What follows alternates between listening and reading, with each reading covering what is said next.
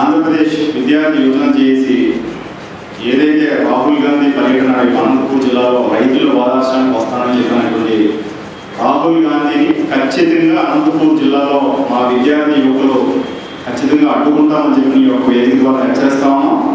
గతంలో ఈ రాష్ట్రాన్ని వేరు చేసి సీమాంధ్ర ప్రాంతాన్ని ఎడారిగా మార్చినటువంటి కాంగ్రెస్ పార్టీ గతంలో రాష్ట్రం వేరుపడినప్పుడు చట్టంలో సరైన మార్పులు చేయకపోవడం వల్ల ఇవాళ ఈ అవశేష ఆంధ్రప్రదేశ్ ఏదైతే రాష్ట్రంలో పెద్ద ఎత్తున మరి ఇబ్బందికరమైన పరిస్థితులు ఏర్పడుతుంది. దీనికి పూర్తి బాధ్యత పూర్తి కారణం గతంలో 10 సంవత్సరాల పాటు రాక్షస పాలన సాగించినటువంటి కాంగ్రెస్ పార్టీయే.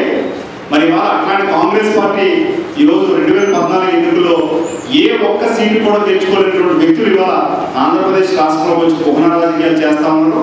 మేము దాన్ని తీవ్రంగా వ్యతిరేకిస్తా ఉన్నాం.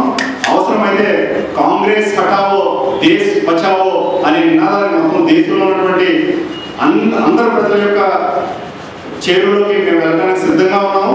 మరీ ముఖ్యంగా ఏదైతే ఇవాళ కేంద్ర ప్రభుత్వంలో మరి ఒక అర్థవంతమైన చర్చల కోసం కేంద్ర ప్రభుత్వం ప్రయత్నిస్తున్న తరుణంలో ఇవాళ కాంగ్రెస్ పార్టీ పూర్తిగా అడ్డుకుంటూ మరి దుశ్చర్యలకు పాల్పడుతోంది.